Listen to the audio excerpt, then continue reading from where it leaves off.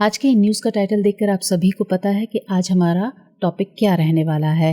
तो क्योंकि ये एक बहुत गर्म मुद्दा बना हुआ है, ओलंपिक खेलों को लेकर भारत ने जो हालिया बयान दिया है वो काफ़ी समाचारों में छाया हुआ है। आप सभी देख भी रहे होंगे, सोशल मीडिया पर भी देख रहे होंगे और ट्विटर पर भी ट्वीट्स के जरिए आप इन खबरों से रूबरू हो रहे होंगे। लेकिन यूपीएससी और एग्जाम्स के पॉइंट ऑफ व्यू से ये टॉपिक कितना इम्पोर्टेंट है और इसको किन पहलुओं के जरिए पूरा सही तरीके से समझा जा सकता है, इसी पर आज हम बात करने वाले हैं। तो इसके लिए पहले हमने जो रेफरेंस के लिए खबर ली है हम उनको देख लेते हैं। India announces diplomatic boycott of Beijing winter Olympics over Galwan row. एक और खबर है, India to skip Beijing Olympics opening event as Galwan soldier made torch bearer. तो कई सारी, क्योंकि मैंने जैसे कहा कि एक बर्निंग टॉपिक बना हुआ है इस टाइम पर, तो बहुत सारी सभी खबरों में ये छाया हुआ है। तो कुछ रेफरेंस के लिए हमने यहाँ पर न्यूज़ ली थी। तो ये पूरी खबर, अब हम इससे रिलेटेड अपने पहले डायमेंशंस देख लेते हैं कि किन किन पहलुओं के जरिए हम इस टॉपिक को समझ सकते हैं अपने एग्जाम के पॉइंट ऑफ व्यू से। तो क्योंकि यहाँ बीजिंग ओलंपिक खेलों की बात हो रही है तो उनके बारे में हम यहाँ पर देखेंगे।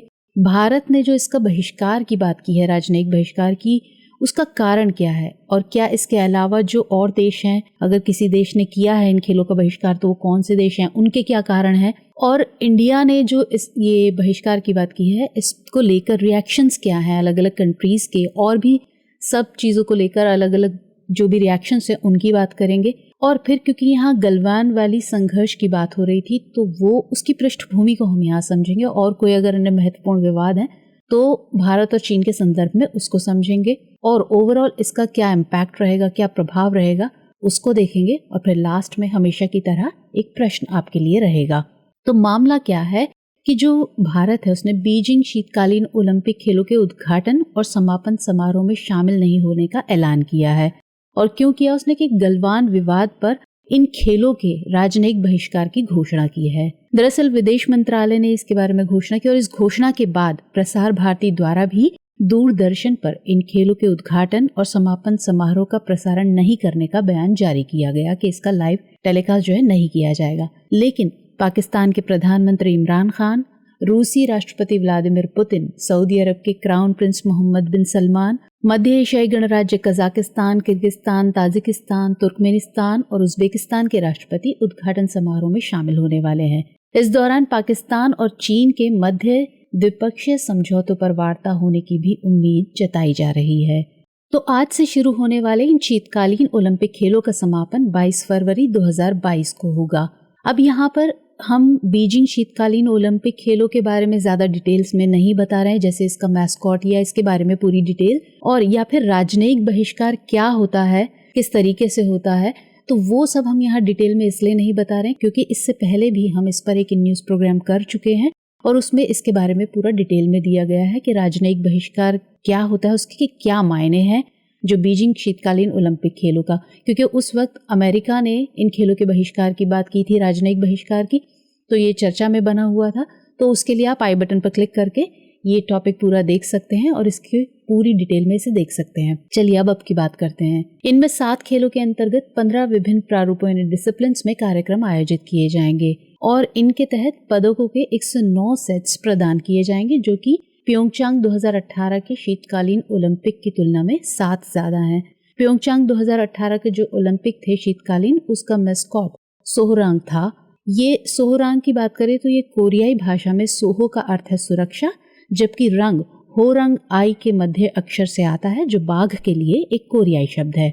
अब जो बीजिंग में शीतकालीन ओलंपिक है इसकी बात करें चीन की, तो इससे पहले बीजिंग में 2008 में ग्रीष्मकालीन ओलंपिक खेलों का आयोजन किया गया था। तो ये पूरी बात रही, हमने एक नज़र में इसको जाना। अब हम बात करते हैं भारत द्वारा बहिष्कार के कारण क्या है। यहाँ पर एक न्यूज़ हमने ली है, Galwan hurt PLA officer is torch bearer at Winter Olympics. तो ये सारा मामला इसी से शुरू होता है। दरअसल एक चीनी सैनिक के ओलंपिक मशाल वाहक के रूप में चुने जाने की घटना के बाद भारत ने ये निर्णय लिया। ये चीनी सैनिक PLA के शिंजियांग सैन्य कमान के रेजिमेंटल कमांडर QE फैबाओ भारत और चीन के मध्य हुई गलवान घटना में शामिल था। तो चीन ने क्या किया कि इस कमांडर को, इस चीनी सैनिक को अपने ओलंपिक खेलों का टॉर्च बेयरर बनाया है। तो इस घटना पर भारत ने अफसोसजनक बताया इसको और कहा कि बीजिंग में भारतीय दूतावास के जो प्रभारी डे अफेयर्स हैं वो बीजिंग 2022 शीतकालीन ओलंपिक के उद्घाटन या समापन समारोह में शामिल नहीं होंगे। अब वर्तमान में जो भारतीय प्रभारी डे अफेयर्स हैं वो एक्विनो विमल है, और जबकि अगले जो राजदूत हैं प्रदीप रावत, उन्होंने अभी तक इस पद को ग्रहण नहीं किया है। तो इस पूरे मामले में भारत ने कहा कि चीन ने जिस तरीके से ओलंपिक जैसे खेलों का राजनीतिकरण किया है वो वास्तव में खेदजनक है, क्योंकि चीन द्वारा गलवान संघर्षों के लिए सैन्य सम्मान स्वरूप क्यूई फैबाओ को मशाल वाहक बनाया गया है। क्योंकि मैंने जैसा बताया कि चीन ने उस सैनिक को मशाल वाहक बनाया, तो उनको एक सैन्य सम्मान देते हुए ये भूमिका दी गई उनको करने के लिए। तो इसी पर भारत ने जो है अफसोस जताया और इसे खेदजनक कहा है। तो इस सब से कहा जा सकता है कि भारत राजनयिक स्तर पर ओलंपिक का बहिष्कार कर रहा है। हालांकि वह इस आयोजन के लिए एक एथलीट भेजेगा, और वो एक एथलीट कौन है? जम्मू कश्मीर का एक स्कीयर है जो कि इसमें भाग लेगा। हालांकि इन खेलों का बहिष्कार करने का भारत का फैसला पिछले साल सितंबर में ब्रिक्स के संयुक्त बयान को अपनाने के महीनों बाद आया है, जहां उसने बीजिंग 2022 शीतकालीन ओलंपिक और पैरालंपिक खेलों की मेजबानी के लिए चीन को अपना समर्थन व्यक्त करने की बात कही थी। यानी कि पहले भारत ने इस पर अपना समर्थन देने की बात की थी, लेकिन अब क्योंकि ये हालिया जो घटना हुई है इसके चलते भारत ने ये बयान दिया है। अब ये बात हुई भारत की। अब हम देखते हैं कि क्या कोई और देश हैं जिन्होंने बहिष्कार किया है। तो भारत के अलावा पहले से ही कई बड़े देश इन ओलंपिक खेलों के राजनयिक बहिष्कार की घोषणा कर चुके हैं। इनमें America, Japan, Australia, Lithuania, Latvia, Kosovo, Belgium, Denmark और एस्टोनिया के साथ America, United Kingdom, Canada, Netherland, Sweden और चेक गणराज्य व कई यूरोपीय देश सहित अन्य देश शामिल हैं। हालांकि 2024 के ग्रीष्मकालीन ओलंपिक खेलों का मेजबान फ्रांस बहिष्कार के खिलाफ है। अब ये जो देश हैं इन्होंने बहिष्कार किया है, तो इनका कारण क्या है? तो भारत के मामले में बहिष्कार का कारण गलवान घटना में शामिल एक चीनी सैनिक को ओलंपिक मशाल वाहक बनाया जाना है, जबकि अमेरिका के नेतृत्व में पश्चिमी देशों ने चीन के उइगर मुस्लिमों के साथ कथित व्यवहार और मानवाधिकारों के मुद्दों पर यह निर्णय लिया था। वहीं दूसरी तरफ बात करें ऑस्ट्रिया, न्यूजीलैंड, स्लोवेनिया, स्वीडन और नीदरलैंड्स जैसे कुछ देशों की, तो इन्होंने महामारी से संबंधित जोखिमों का हवाला देते हुए अपने सरकारी अधिकारियों को नहीं भेजने की घोषणा की। जबकि जर्मनी के मंत्रियों ने चीनी टेनिस स्टार पेंग शुआई के साथ कथित व्यवहार के जवाब में खेलों में शामिल नहीं होने की बात कही।